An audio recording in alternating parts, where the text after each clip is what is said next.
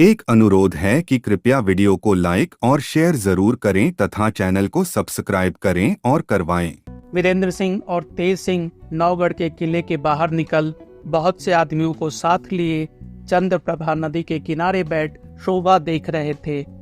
एक तरफ से चंद्रप्रभा, दूसरी तरफ से करमनासा नदी बहती हुई आई और किले के नीचे दोनों का संगम हो गया है। जहाँ कुमार और तेज सिंह बैठे हैं, नदी बहुत चौड़ी है। उस पर साखू का बड़ा भारी जंगल है, जिसमें हजारों मोर तथा लंगूर अपनी अपनी बोलियों और किलकारियों से जंगल की शोभा बढ़ा रहे हैं। कुंवर वीरेंद्र सिंह उदास बैठे हैं। चंद्रकांता के विरह में मोरों की आवाज तीर सी लगती है, लंगूरों की किलकारी वज्र सी मालूम होती है। शाम की धीमी धीमी ठंडी हवा लू का काम करती है। चुपचाप बैठे नदी की तरफ देख ऊंची सांस ले रहे हैं। इतने में एक साधु राम रज से रंगी हुई कफनी पहने, राम नंदी तिलक लगाए, हाथ में खंजरी लिए कुछ दूर नदी के किनारे बैठा हुआ यह गाता हुआ दिखाई पड़ा। गए चुनारगढ़ क्रूर, बहुरंगी लाए चार चितारी, संग में उनके पंडित देवता जो हैं सगुन विचारी, इनसे रहना बहुत संभल के रमल चले अतिकारी, क्या बैठे हो तुम बेफिक्रे, काम करो कोई भारी। यह आवाज कान में पड़ते ही तेज सिंह ने गौर से उस तरफ देखा। वह साधु भी इन्हीं की तरफ मुंह करके गा रहा था। तेज सिंह को अपनी तरफ देखते दांत निकालकर दिखला दिए और उठ के चलता बना। वीरेंद्र सिंह अपनी चंद्रकांता के ध्यान में डूबे हैं। उनको इन सब बातों की कोई खबर नहीं। वे नहीं जानते कि कौन गा रहा है या किधर से आवाज आ रही है। एकटक नदी की तरफ देख रहे हैं। तेज सिंह ने बाजू पकड़कर हिलाया। कुमार चौंक पड़े। तेज सिंह ने धीरे से पूछा, कुछ सुना? कुमार ने कहा, क्या?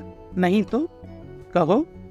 तेज सिंह ने कहा, उठिए, अपनी जगह पर चलिए, जो कुछ कहना है वही एकांत में कहेंगे। वीरेंद्र सिंह संभल गए और उठ खड़े हुए। दोनों आदमी धीरे धीरे किले में आए और अपने कमरे में जाकर बैठे।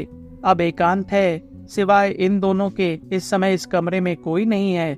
वीरेंद्र सिंह ने तेज सिंह से पूछा, कहो, क्या कहने को थे?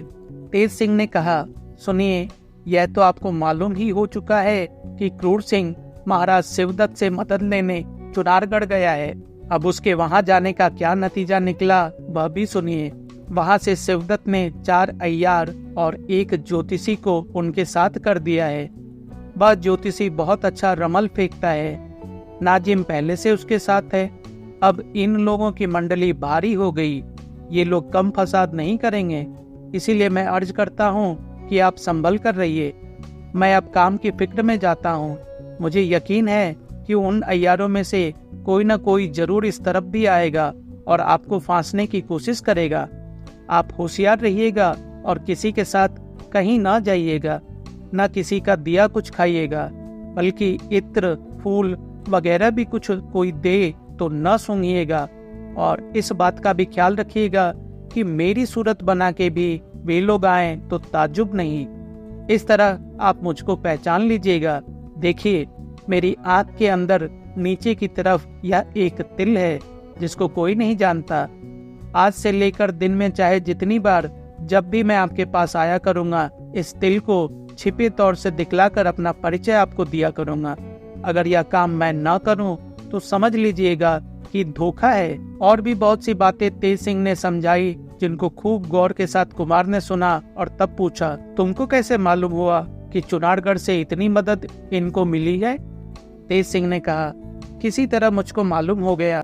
उसका हाल भी कभी आप पर जाहिर हो जाएगा। अब मैं रुखसत होता हूँ।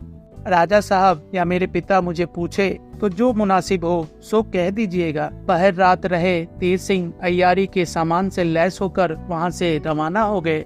चपला भी पालादबी के लिए मर्दाने भेष में शहर से बाहर निकली।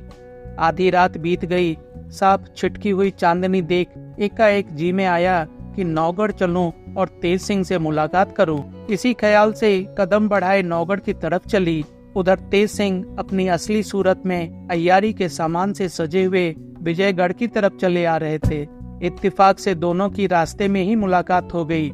चपला ने पहचान लिया और नजदीक जाकर अपनी असली बोली में पूछा, कहिए, आप कहाँ जा रहे हैं? तेज सिंह ने बोली से चपला को पहचाना और कहा, वाह, क्या मौके पर मिल गई, नहीं तो मुझे बड़ी मेहनत तुमसे मिलने के लिए करनी पड़ती, क्योंकि बहुत सी जरूरी बातें कहनी थी।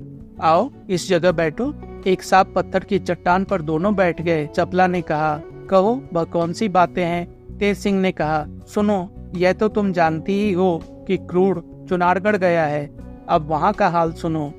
4 अय्यार और एक पंडित जगन्नाथ ज्योतिषी को महाराज शिवदत्त ने मदद के लिए उसके संग कर दिया है और वे लोग यहाँ पहुँच गए हैं। उनकी मंडली अब भारी हो गई है और इधर हम तुम 2 ही हैं। इसीलिए अब हम दोनों को बड़ी होशियारी करनी पड़ेगी।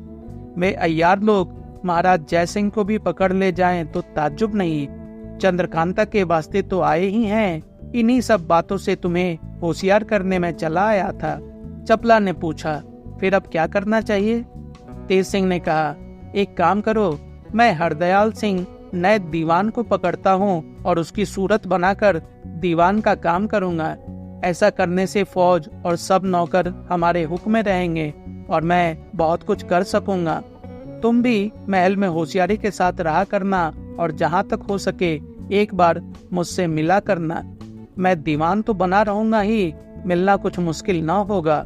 बराबर असली सूरत में मेरे घर अर्थात हरदयाल सिंह के यहाँ मिला करना। मैं उसके घर में भी उसी की तरह रहा करूंगा। इसके अलावा और भी बहुत सी बातें तेज सिंह ने चपला को समझाई। थोड़ी देर तक चहल रही। उसके बाद चपला अपने महल की तरफ रुखसत हुई। तेज सिंह ने बाकी रात उसी जंगल में काटी और सुबह होते ही अपनी सूरत एक गंधी की बना कई सीसी इत्र को कमर और 2 एक हाथ में ले विजयगढ़ की गलियों में घूमने लगे। दिन भर इधर उधर फिरते रहे। शाम के वक्त मौका देख हरदयाल सिंह के मकान पर पहुंचे। देखा दीवान साहब लेटे हुए हैं और 2-4 दोस्त सामने बैठे गप्पे उड़ा रहे हैं।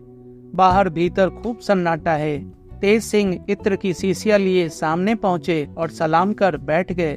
तब कहा, लखनऊ का रहने वाला गंधी हूँ। आपका नाम सुनकर आप ही के लायक अच्छे अच्छे इत्र लाया हूँ। यह कह शीशी खोल फाहा बनाने लगे।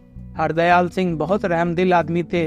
इत्र सूंघने लगे और फाहा सूंघ सूंघ अपने दोस्तों को भी देने लगे। थोड़ी देर में हरदयाल सिंह और उसके सब दोस्त बेहोश होकर जमीन पर लेट गए। तेज सिंह ने सभी को उसी तरह छोड़ हरदयाल सिंह की गठरी बांध पीठ पर लादी और मुंह पर कपड़ा ओढ़ नौगढ़ का रास्ता लिया। राह में अगर कोई मिला भी तो धोबी समझकर न बोला।